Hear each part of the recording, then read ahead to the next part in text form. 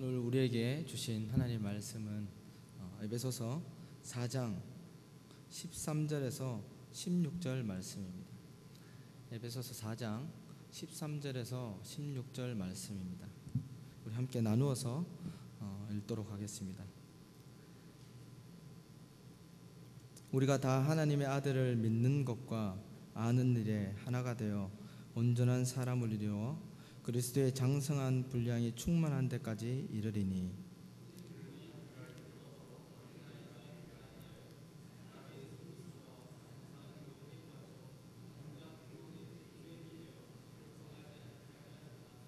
오직 사랑 안에서 참된 것을 하여 범사에 그에게까지 자랄지라. 그는 머리니 곧 그리스도라.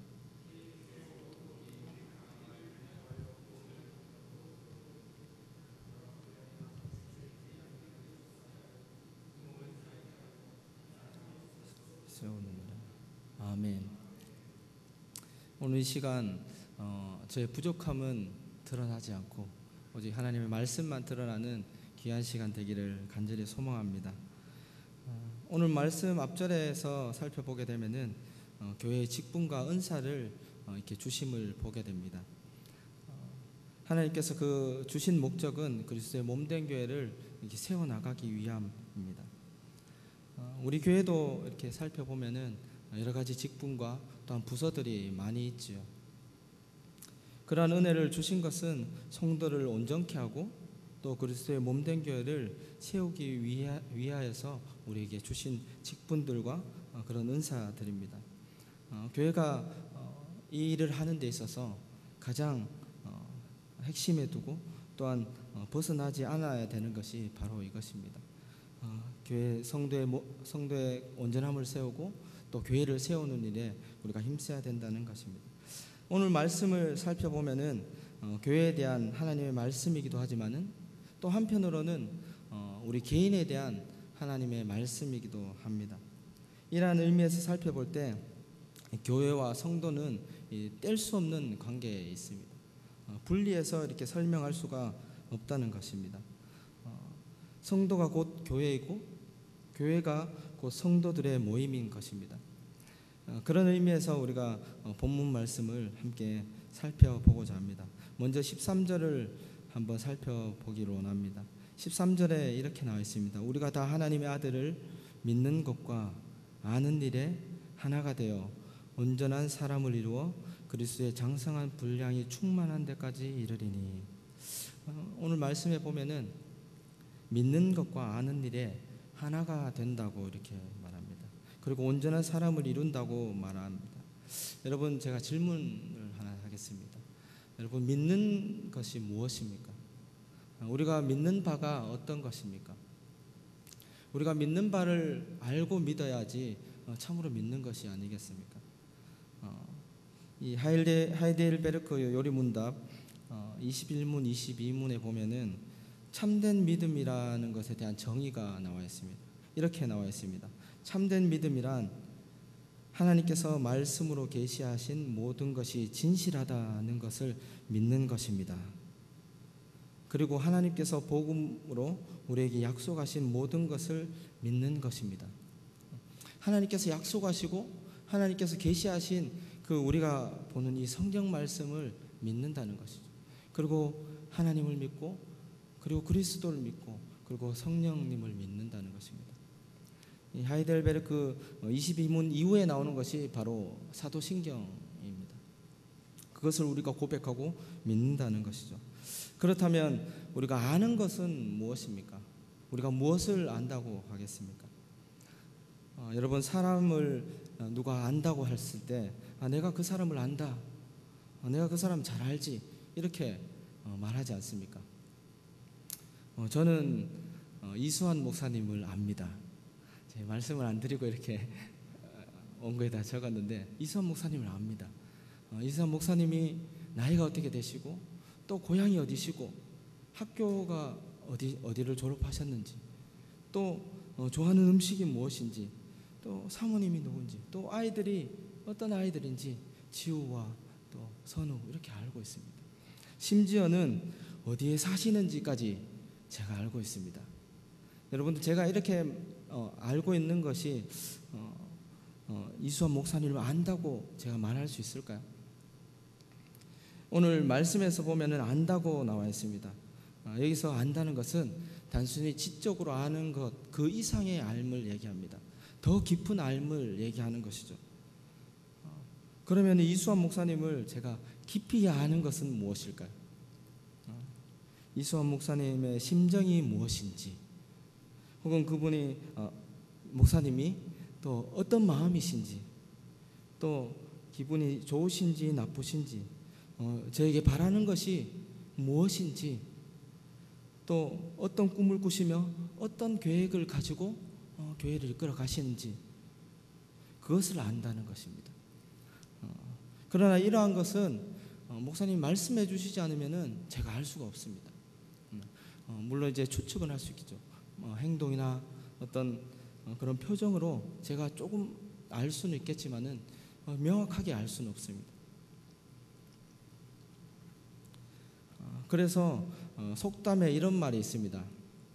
10길 물속은 알아도 한 길 사람 속은 모른다. 사람의 속은 모른다는 거죠. 이회수 책 중에 이런 책이 있습니다. 여자도 여자를 모른다. 여자도 여자를 모르는데 남자가 어떻게 여자를 알겠습니까?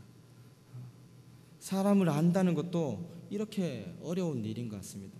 그런데 우리가 감히 하나님을 안다는 것은 어떤 일이겠습니까? 로마서 11장 33절에 이렇게 나와 있습니다. 깊도다 하나님의 지혜와 지식에 풍성하며 그의 판단은 헤아리지 못할 것이며 그의 길은 찾지 못할 것이로다. 아멘. 하나님께서 계시해 주지 않으시고 알려주시지 않으면은 우리가 그의 뜻이 무엇인지, 그가 무엇을 원하시는지 우리가 알 수 없다는 것입니다. 인간의 힘으로는, 인간의 지성으로는 도저히 알 수 없는 것이 바로 그것입니다. 그러나 감사하게도 하나님께서 본인이 어떤 분이신지, 하나님이 어떤 분이신지 우리에게 알 수 있는 방편을 주셨습니다. 두 가지를 주셨는데 여러분들도 잘 알고 있는 것입니다. 첫 번째는 하나님이 만드신 우주 만물을 통해서 그 질서가 돌아가고, 또한 그것이 통치되는 것을 바라봄으로 하나님이 어떠한 분이신가, 하나님의 영광이 어떻게 드러나는 것을 우리가 알 수 있습니다. 로마서 1장 20절로 한번 가보겠습니다. 로마서 1장 20절입니다. 함께 말씀을 보겠습니다. 창세로부터 그 보이지 아니한 것들 곧 그 영원하신 능력과 신성이 그가 만드신 만물에 분명히 보여 알려져 그러므로 그들이 핑계하지 못할지라. 아멘. 하나님께서 그 만물 가운데 창조하실 때에 하나님의 어떠하심을 계시하셨다는 것이죠. 그래서 우리가 그것을 볼 때에 하나님이 어떠한 분이시구나, 하나님이 이렇게 영광스럽고 놀라운 분이시구나 하는 것을 우리가 알 수 있다는 것입니다. 그러나 이것은 죄로 인해서 잘 알 수 없게 되었죠. 두 번째 방편은 하나님께서 하나님의 어떠하심을 말씀으로 또 언어로 우리에게 주셨다는 것입니다. 더 명확하고 분명하게 하나님의 뜻을 우리에게 계시하신 것이죠. 하나님께서 우리에 대한 사랑이 얼마나 큰지, 그 구원의 계획이 어떠한 것인지, 또 어떻게 믿어야 구원을 받는 것인지 하나님께서 우리에게 말씀을 통해서 또 언어를 통해서 알려주신 것입니다. 하나님께서 자기 자신을 우리에게 알 수 있도록, 이해할 수 있도록 알려주신 것이죠. 그것이 바로 우리가 매일 읽고 있는 이 성경입니다. 따라서 이 믿는 것과 아는 것을 생각해 볼 때 따로 분리할 수 있는 것이 아닙니다. 하나님을 알지 못하고 하나님 믿는다는 것은 잘못 믿는 것입니다. 혹은 믿지 않는 것이라 생각할 수도 있습니다. 사람에게 돈을 빌려줄 때 그 사람의 됨됨이를 보고 그 사람을 믿고 이 큰 돈을 빌려주지 않습니까? 모르는 사람에게 이 큰 돈을 빌려주는 사람은 아마 없을 것입니다. 사람도 이러한데 하나님을 하나님을 믿는 것은 어떻겠습니까? 하나님을 모르고 믿는다는 것은 말이 안 되는 말입니다. 예배를 드리지 않고 성경을 읽지 않고 또 하나님을 믿는다고 하는 것은 맹목적인 믿음에 빠지게 되는 것입니다. 그리고 이단에 빠지는 이 지름길이 바로 이것입니다. 요한복음 17장 3절로 한번 가보겠습니다. 제가 읽도록 하겠습니다. 영생은 곧 유일하신 참 하나님과 그가 보내신 자 예수 그리스도를 아는 것이니라. 아멘. 우리 같이 한번 읽어볼까요? 함께 읽겠습니다. 영생은 곧 유일하신 참 하나님과 그가 보내신 자 예수 그리스도를 아는 것이. 아멘. 여러분, 믿음으로 우리가 구원받는다고 알고 있지 않습니까? 믿어야지, 예수 그리스도를 믿어야지 구원받는다 하지 않습니까? 그래서 전도할 때도 예수님 믿으세요, 이렇게 전도하지 않습니까? 그런데 오늘 본문 말씀에 보니까 17장, 요한복음 17장에 보니까 영생은 아는 것이다. 누구를요? 예수 그리스도를. 이 믿는 것과 아는 것을 나누어서 이렇게 말할 수 없다는 것입니다. 바른 믿음은 바른 지식에 기초하는 것입니다. 그러므로 교회가 다른 어떤 것보다 힘써야 할 것이 바로 이것이죠. 하나님을 아는 것이고 하나님을 믿는 것에 우리가 더욱더 힘써야 한다는 것입니다. 이런 의미에서 이 성경 개론반, 또 오후에하는 이 교리 공부반 굉장히 좋은 것 같습니다. 이것을 더욱더 열심히 하는 것이 우리에게 큰 유익이 있을 것입니다. 여러분 혹시 보셨는지 모르겠습니다. 저는 그 교육자 사무실에서 나오면은 바로 그 앞에 그 현수막이 하나 보입니다. 그 현수막은 그 식당 위에 보면 현수막이 걸려 있는데 거기 이렇게 적혀 있습니다. 하나님 중심, 말씀 중심, 교회 중심적 신앙생활에 힘쓴다. 바로 이것입니다. 하나님 중심적이고 말씀 중심적이고 교회 중심적인 삶이 바로 우리가 추구해야 되고 우리가 성도가 바라야 되는 것이 바로 이러한 삶이라는 것입니다. 교회를 바르게 세우는 것이 특별한 프로그램이나 혹은 거창한 행사에 있지 않다는 것입니다. 하나님의 아들을 믿는 것과 또한 우리의 주 되신 그분을 계속해서 알아가는 것, 더 깊이 우리가 경험하는 것, 그것이 바로 교회를 세우는 일이라는 것입니다. 강병교회는 이 일에 가장 힘쓰고 있는 것이 너무 감사합니다. 그리고 또한 이것을 통해서 또 함께 지어져 갈 강병교회 모습을 기대합니다. 그러나 우리가 잊지 말아야 할 것이 한 가지 있습니다.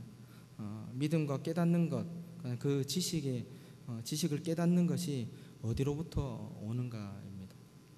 여러분, 어디로부터 그것이 옵니까? 에베소서 1장 17절로 한번 가보겠습니다. 에베소서 1장 17절입니다. 함께 읽겠습니다. 우리 주 예수 그리스도의 하나님 영광의 아버지 지시와 계시를 너희에게 주사 하나님을 알게 하시고. 아멘. 영광의 아버지께서 지혜와 계시의 영을 우리에게 주셨다고 합니다.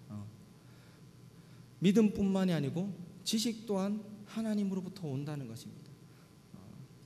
우리가 깨닫게 하시는 분이 하나님이시라는 것입니다. 그것을 생각할 때에 우리가 얼마나 은혜가 되는지 모르겠습니다. 여러분들 창세기를 우리가 계속해서 읽어나가고 있는데 창세기를 많이 읽는다고 해서 그것이 믿어지고 깨달아질 수 있을까요? 그러면 창세기를 다 외운다고 해서 우리가 그것이 믿겨지고 또한 깨달아진다고 말할 수 있습니까? 절대 그렇지 않습니다. 그 말씀이 믿어지고 깨달아지는 것은 은혜입니다. 전적인 하나님의 은혜입니다. 하나님께서 알게 하시고 하나님께서 믿게 하시니 그것이 믿겨지고 그것이 깨달아지는 것입니다. 우리는 성경을 읽으면서 그 은혜를 풍성히 누려야 됩니다. 성경을 읽어가시면서 그 은혜를 풍성히 누리는 저와 여러분들이 되기를 간절히 소망합니다. 우리가 이 에베소서 4장을 읽어가다 보면은 마음에 걸리는 한 부분이 있습니다. 4장에서 보면은 4장 3절에서 이렇게 말하고 있습니다. 평안에 매는 줄로 성령이 하나 되게 하신 것을 힘써 지키라고 말하고 있습니다. 그런데 오늘 본문 말씀에 보니까 13절에 와서는 이렇게 말하고 있습니다. 우리가 다 하나님의 아들을 믿는 것과 아는 일에 하나가 되어 라고 말하고 있습니다. 이미 3절에서 성령께서 우리를 하나 되게 하셨다고 말하고 있는데 13절에 와서는 하나가 되라라고 말하고 있습니다. 이 하나가 안 된 것인가 이렇게 생각할 수, 다른 것인가 이렇게 생각할 수가 있습니다. 그러나 이것을 잘 이해하기 위해서는 우리가 성도의 견인을 생각해 보면 잘 이해가 될 것입니다. 이미 우리에게 구원을 주셨지만 아직 영화의 단계는 아닙니다. 또한 어린아이를 생각해 보면은 잘 이해가 될 수 있습니다. 여러분 어린아이에 대해서 생각해 볼 때 제가 어려운 질문을 하나 이렇게 드리겠습니다. 굉장히 어려운 질문이니까 잘 한번 들어보십시오. 여러분들 어린아이가 사람입니까? 사람이 아닙니까? 너무 어려우신가요? 사람입니까? 사람이 아닙니까? 당연히 사람이죠. 너는 어리니까 사람이 아직 아니야. 너는 아직 덜 자랐으니까 사람이 아니야. 이렇게 말하는 사람은 단 한 사람도 없을 것입니다. 우리가 한 인격체로 그 아이를 대하고 사랑하지 않습니까? 그러나 이 어떠한 일을 수행하고 또한 참된 것을 참과 거짓을 분별함에 있어서는 미숙한 것이 어린아이죠. 사람이긴 하지만 미숙한 상태. 부모의 도움이 필요한 것이 이 어린아이입니다. 또한 성장이 필요한 것이 이 어린아이입니다. 아이는 스스로 자립하고 또한 스스로 분별할 수 있도록 성장해 나가야 되는 것이죠. 이와 마찬가지로 하나 된 것과 하나 되어야 하는 것은 이러한 관계에 있는 것입니다. 이미 우리를 하나 되게 하셨지만은 우리가 하나님을 아는 것과 하나님을 믿는 것에 우리가 더욱더 힘써 자라나야 된다는 것입니다. 여러분 우리가 하나 된 것을 감사하며 계속해서 성장해 나가며 또한 지어져가는 저와 여러분들이 되기를 간절히 소망합니다. 또한 그런 강변교회가 되기를 간절히 소망합니다. 계속해서 우리 말씀을 살펴보면은 우리가 하나 되어 온전한 사람을 이루라고 말하고 있습니다.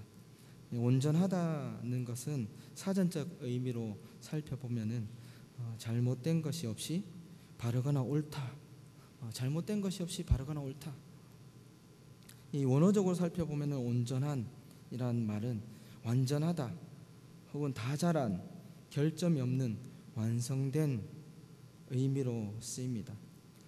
그러므로 온전하다는 말은 생각해 보면은 사람에게 쓸 수 있는 말인가를 생각해 볼 수 있습니다. 함부로 이 온전하다, 누가 온전하다고 이렇게 말할 수 없습니다. 또한 그 말을 붙일 수 없는 것이 바로 이 온전하다는 것입니다. 하지만 인간으로서 이 말을 받아 마땅하신 이 말을 받아 마땅한 분이 계십니다. 그분은 예수 그리스도시죠. 예수님 말고는 이 온전하다, 사람으로서 온전하다고 말을 붙일 만한 사람이 없는 것 같습니다. 그러나 예수님만 그렇게 붙일 수 있는 것이죠. 그러나 우리를 생각해 볼 때는 이 말을 붙일 수가 없는 것이죠.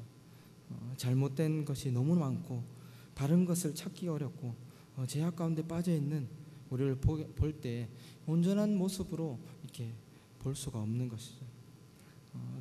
우리 개인뿐만이 아니고 우리 교회를 살펴봐도 또한 그렇습니다.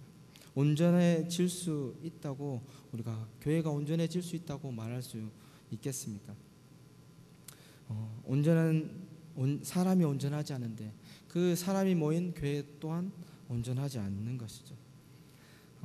제가 대학교에 올라가면서 한 4년 정도를 이렇게 방황을 했습니다.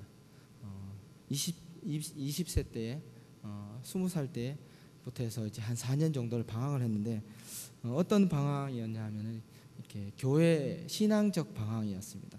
사춘기도 아니었는데 이 방황을 했습니다.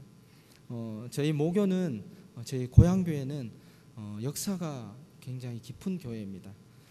한국 교회의 역사와 같이 간다고 해도 과언이 아닐 정도로 이 오래된 교회인데 1903년에 교회가 설립되어서 지금 생각하면 약 115년 정도 되는 교회입니다. 저는 어려서부터 이 교회에서 나고 자랐습니다. 저는 이 고향 교회가 이 모교회가 이 온전한 교회인 줄 알았습니다. 온전하다고 저는 믿었습니다. 근데 제가 20대가 되고 청년이 되었을 때 그런 온전하지 않은 모습들을 제가 하나씩 보게 된 것이죠. 하나씩 이렇게 알게 된 것이죠. 그것으로 인해서 제가 한 4년을 이렇게 방황을 했습니다. 저희 아버지는 장로님이십니다. 청년 때 믿으셔가지고 계속해서 지금도 믿으시는데 장로님이시고, 저희 어머니는 권사님이십니다. 제가 이렇게 부모님과 이 일에 대해서 많이 싸웠습니다. 어떤 것을 싸웠냐면은 교회를 안 나가겠다고, 교회 나가기 싫다고, 못 나가겠다고, 이런 교회에 내가 다니기 싫다고. 그래서 한 4년을 그렇게 실랑이를 벌였던 것 같습니다. 다행히도 부모님의 기도로 제가 이 자리에 있는 것 같습니다. 그때 제가 깨달은 것이 있습니다. 그때 제가 깨달은 것은 온전한 교회는 없다. 그것과 또 한 가지는 온전한 사람도 없다는 것을 깨달았습니다. 여러분, 이 땅에 존재하는 모든 사람 중에 온전하다고 할 사람이 누가 있겠습니까? 또한 이 땅에 존재하는 모든 교회 중에 이 온전하다는 교회를 찾아볼 수 있겠습니까?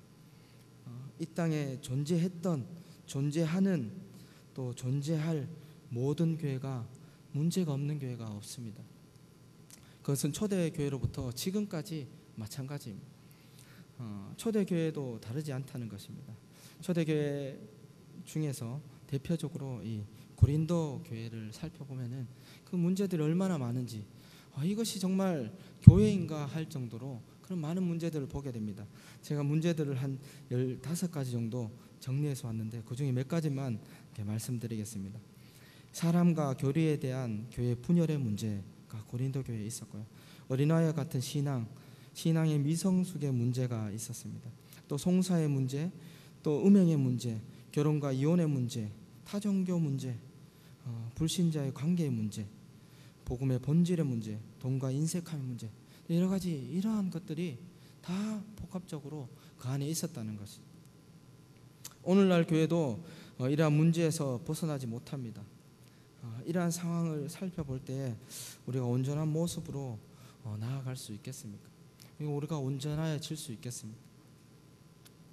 그래서 이 말씀을 보고 이렇게 말씀하시는 분들이 있습니다.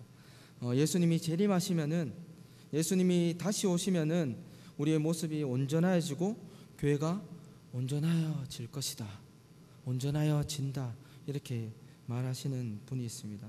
이 말은 맞는 말입니다. 주님이 다시 오실 때 우리가 온전한 모습으로 그의 앞에 서게 될 것입니다. 주님이 다시 오실 때에 온 교회가 온전해질 것입니다. 그러나 오늘 본문 말씀을 이렇게 살펴보면은 그렇게만 생각할 수 없습니다. 또한 본문에서 예수님께서 재림하실 때에 너희가 온전해질 것이다 라고 말하고 있지 않습니다. 그렇게 말하고 있지 않고 현재 지금의 초점을 두고 있습니다. 14절로 한번 가보겠습니다. 우리 본문 말씀 14절로 한번 가보겠습니다. 제가 읽도록 하겠습니다. 이는 우리가 이제부터 어린아이가 되지 아니하여 사람의 속임수와 간사한 유혹에 빠져 온갖 교훈의 풍조에 밀려 요동하지 않게 하려 함이니라. 아멘. 14절 말씀을 보게 되면은 예수님이 오시면 그때에 온전해진다라고 말하지 않고 이제부터라고 말하고 있습니다. 지금부터라고 말하고 있는 것입니다. 그래서 우리는 어린아이에 머물지 않고 지금부터 이제부터 자라나야 하며 성장해야 됨을 말하고 있는 것입니다. 온전하지 않으면 구원을 못 받는다는 것이 아닙니다. 구원을 받은 자가 마땅히 온전한 모습으로 나아가야 된다는 것입니다. 그렇게 되기를 하나님께서 기뻐하시고 또한 원하시는 것입니다. 성장하기를 원하십니다. 또한 어린아이의 모습으로 있는 것을 원하지 않으십니다. 여러분, 우리가 왜 어린아이에 머물러 있으면 안 되겠습니까? 여러분, 어린아이들을 한번 생각해 보면은, 그 존재를 생각해 보면은 잘 알 수 있습니다. 우리 아이들을 생각하면 너무 사랑스럽죠. 저도 이제 유치부를 담당하고 있는데 우리 아이들을 예배 드리는 것, 또 찬양하는 것을 보면은 너무 사랑스럽고 또한 예쁩니다. 그러나 이 유혹에는 쉽게 넘어가는 것이 아이들인 것이죠. 인내심이 약하고 분별력이 떨어집니다. 또한 어떤 사람이 나쁜 사람인지, 또한 이 사람 따라가면 되는지 안 되는지 분별하지 못하는 것이 우리 어린 아이들입니다. 그러나 어른은 그렇지 않습니다. 우리가 자라나고 성장해야 되는 것은 세상의 온갖 유혹과 풍조에 휩쓸리지 않고 믿음으로 주를 바라보기 위해서입니다. 셀 수 없이 많은 것들이 우리의 믿음을 흔들고 우리의 교회를 흔들고 우리의 가정을 흔드는 것을 우리가 눈으로 잘 보고 있지 않습니까? 사단은 우리를 가만두지 않습니다. 계속해서 넘어지게 하고 또한 흔듭니다. 베드로전서 5장 8절을 한번 보겠습니다. 베드로전서 5장 8절 함께 읽도록 하겠습니다. 함께 읽겠습니다. 근신하라, 깨어라, 너희 대적 마귀가 우는 사자같이 두루다니며 삼킬 자를 찾는. 아멘. 우리의 대적 마귀가 삼킬 자를 두루다니며 찾는다고 하였습니다. 어떻게 하면 넘어뜨릴까? 어떻게 하면 좀 더 흔들까? 어떻게 하면은 그 믿음에서 벗어나게 할까?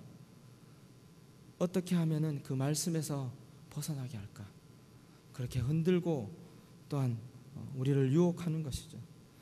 그것으로부터 벗어날 수 있고 또한 그것으로부터 이길 수 있는 것은 우리가 성장하는 것입니다. 우리가 믿음이 더욱더 굳건해지는 것입니다.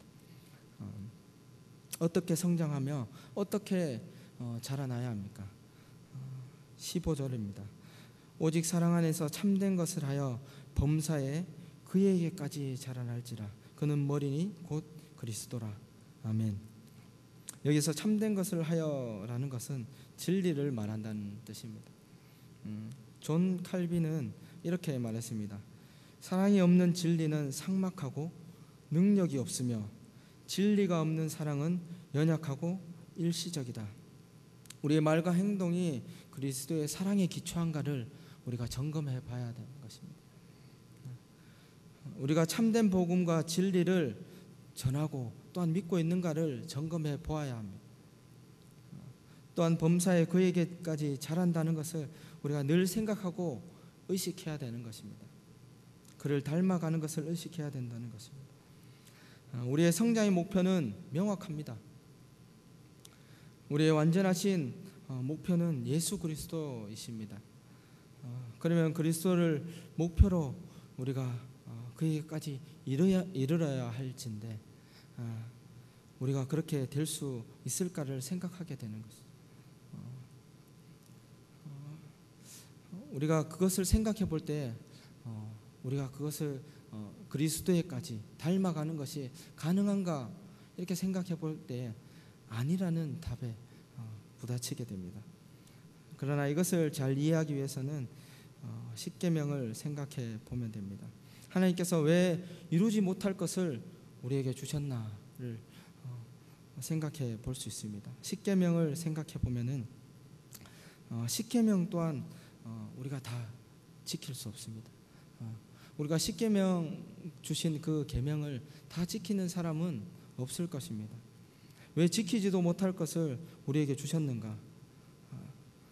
우리의 모습이 그러해야 하기 때문입니다. 십계명은 언제 이스라엘 백성에게 주셨습니까? 애굽에서부터 구원받은 후에 십계명을 주셨습니다. 애굽 땅에 있을 때에 주시면서 너희가 이것을 지키면은 내가 구원해 주겠다 이렇게 말씀하시지 않고 구원하신 후에 그 백성에게 주신 것입니다. 내가 너희를 구원하였으니 이와 같이 너희가 사는 것이 마땅하다는 것이죠. 또한 십계명을 지키지 못하는 우리를 보면서 우리의 죄됨을 깨닫게 됩니다. 그러므로 하나님을 더욱 의지하며 바라보게 되는 것이죠. 나의 죄됨을 바라볼 때, 나의 의가 없음을 바라볼 때 더욱더 그 의 대신 하나님을 붙들게 되는 것이죠. 더욱더 하나님의 은혜를 구하게 되는 것입니다. 또한 그 은혜에 감사하게 되는 것입니다. 우리가 예수님을 닮아가는 것이 이와 마찬가지인 것입니다. 여러분, 예수님을 닮아가는 모습이 우리에게 얼마나 있습니까? 주님을 의지하고 또한 그분을 의식하면서 닮아가기를 원하는 그런 마음이 우리에게 얼마나 있습니까? 또한 우리가 생각해 볼 때 예수님을 닮은 모습이 얼마나 있습니까? 저는 이 설교를 준비하면서 저를 돌아볼 때 정말 주님을 닮은 모습이 없구나. 예수님의 발의 발톱만큼도 닮은 모습이 나에게는 없구나 라는 생각이 들었습니다.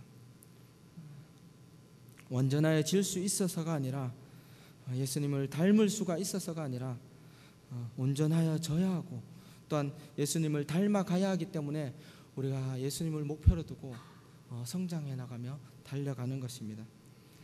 그래서 제가 소망하기는 제가 지금의 모습보다 제가 마지막 순간에 제가 죽는 그 순간에는 제 지금의 모습보다 예수님을 더 닮은 모습이 아닐까 소망합니다.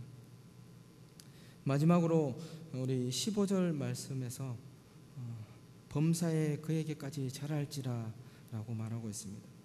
여러분, 범사라는 것이 무슨 말입니까? 범사라는 것은 모든 일에라는 것입니다.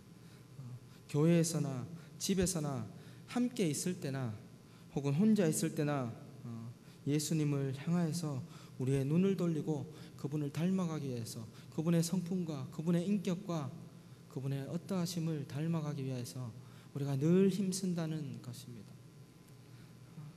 그것을 우리의 소망으로 두고 늘 살아간다는 것입니다. 예수님의 그 모습을 닮아가고 소망하며 그에게까지 이르는 저와 여러분들이 되기를 간절히 소망합니다. 또한 그리스도를 닮아가며 함께 그 안에서 지어져가는 강변교회가 되기를 간절히 소망합니다. 기도하겠습니다. 하나님 아버지, 우리에게 의로운 것이 없는 것을 우리가 보게 됩니다. 의로운 것이라고는 찾아볼 수 없음을 우리가 보게 됩니다. 그러나 우리를 의롭다 여겨주시고 우리를 구원하여 주시니 그 은혜를 참으로 감사합니다. 우리가 그리스도를 닮은 모습으로 나아가야 할진데 우리의 죄됨과 우리의 연약함으로 넘어짐을 용서하여 주시옵소서. 우리가 그리스도를 닮아감으로 또한 그 소망으로 포기하지 않고 끝까지 힘쓰는 온 성도님들 되게 주님께서 인도하여 주시옵소서.